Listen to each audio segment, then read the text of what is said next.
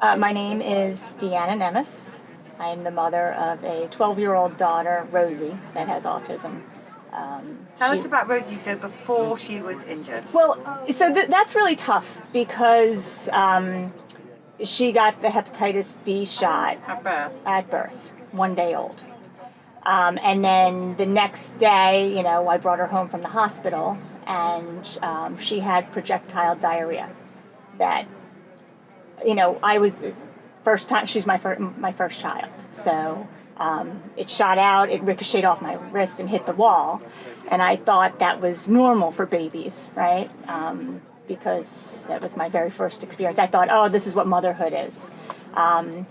And she was colicky. She was a colicky baby, screamed her head off most of the night. But then she evened out at some point. And then we got the MMR, and that just changed everything. So for the first year, she was fine? She was developing normally. Other than the colicky kind of stuff, she was developing, hitting... Did you feed her yourself, or was she bottle fed? She was bottle fed. I breastfed for 6 weeks, and she was having trouble latching. So I actually pumped, and then I bottle fed her breast milk for 6 weeks, which was absolutely exhausting to do both of those things.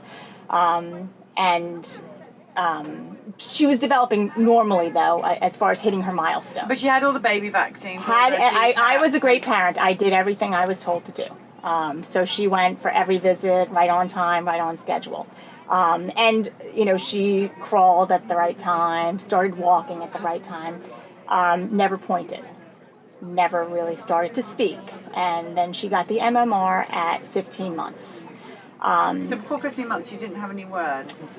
Didn't have any words before 15 months. No. We had babbling, but yeah, no words and no pointing. So there was, didn't raise any eyebrows of the doctor, by the way. And again, first-time parent, wasn't really sure what. Well, we actually hear this a lot because yeah, the DTaP probably did the initial damage. Right. Which she had at a very early age. Mm-hmm. Hep B and all those other ghastly vaccines that Mm-hmm. was in your girl. Yeah. And the MMR is likely to be the just final tumbling block. Right. So anyway, I'm guessing ahead. Let's hear your No, story. that's it. Am I going to get it right? You're probably right.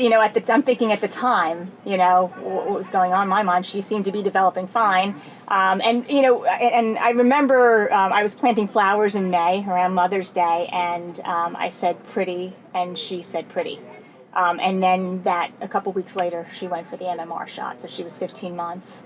And within 2 weeks, she just turned into a different child. We just started hearing screaming. Kid who loved to take baths all of a sudden didn't want to be in the bathtub. The one interesting thing about our experience with the MMR is at that point, no coincidence that my daughter was born in February of 2004.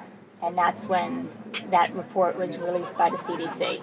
That just sticks in my mind. If they had come out and told the truth, it would have affected my decision. But there was rumblings of that, and I asked my doctor.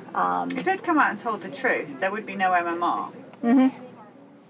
So your child would not have ultimately She would not had have, that final right. tipping point. Exactly.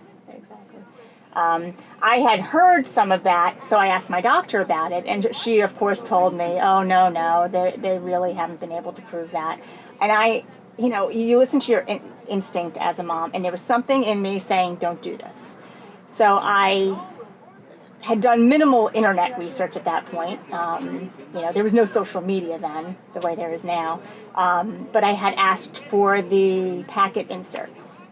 And the doctor handed it to me, and she rolled her eyes and left the office. Now, she left the office to give me time to look at it. Now, you know what a package insert looks like once you unfurl it, right? It's a big thing. And it's this tiny little print. So I'm like looking at it, and I really asked for it, kind of hoping she'd be like, oh, take it home and read it. But no, instead she left. She said, take a look at it, and I'll come back. So I looked at it, and I could only really read a minimal amount, so I went right to side effects. And I started reading the side effects, which I can't remember at the moment, but the thing I do remember is my reaction to it, which was basically, why on earth would anybody get this shot based on those side effects? It's in alphabetical order, and the bit I remember is C, D, F, chills, death, fever. They snick death between chills and fever. Anyway, at least you read it. No, none of Well, us did. no, because then she walked back in and she's like, "So what do you think?" And I was like, "Well, if you say to get it," because she rolled her eyes at me, I felt like I needed to be a good parent and do what she was telling me to do. And then my daughter just has never been the same since. So after the MMR, the diarrhea started. She stopped answering to her name, went into her own world, started collecting coasters, stopped playing with toys appropriately, just became completely distant. And, to this day, she is pre-verbal, we'll say. She's never said, "Mommy, I love you." She's 12 years old. It's I don't know what her future is going to be like, and I know she's a bright kid. She's there. Her mind is working, but she's just stuck. She's a little girl stuck in a body, and I can't imagine what it's like life is going to be like for her in the future without a voice. So we're trying to find it. We're trying RPM and those kind of things, and we're starting to see that she can spell, she can add, and she can subtract, which is even more depressing because she's been learning colors and numbers and material that is probably below her cognitive level, but because she doesn't have a communication outlet, nobody's been able to ascertain really what she's capable of. But that's our story. And Did you say you do have other children? well, we adopted a baby who's 19 months now. I suppose did the adoption services vaccinate her? Nope, I know the birth mother. I know the family of the birth mother. We do know the birth mother has mitochondrial dysfunction. Therefore, this child medically should not be getting a vaccine. We all know the Hannah Poling case, right? So, no, she is not vaccinated. She is as healthy as can be. I have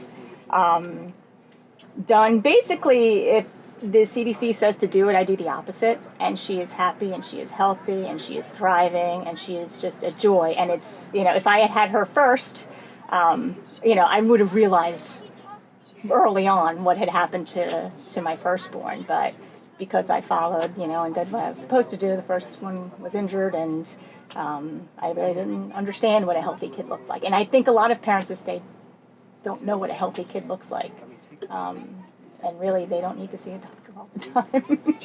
You don't see a doctor unless you're seriously ill, and then. That's my grandmother. My mother had measles and pneumonia at the same time, and my grandmother refused. Her doctor said, "Oh, put her in the hospital," and my grandmother refused. She said, "No, I'm going to keep her home, and I'm just going to do what I'm just going to feed her soup and let her rest." And within a week, my mom was up, and she's 69 years old now, no medications. Runs laps around her friends and healthy as can be. So I always think of my grandmother and her faith and her faith and belief in natural healing and instinct. So from now on, I listen to this gut.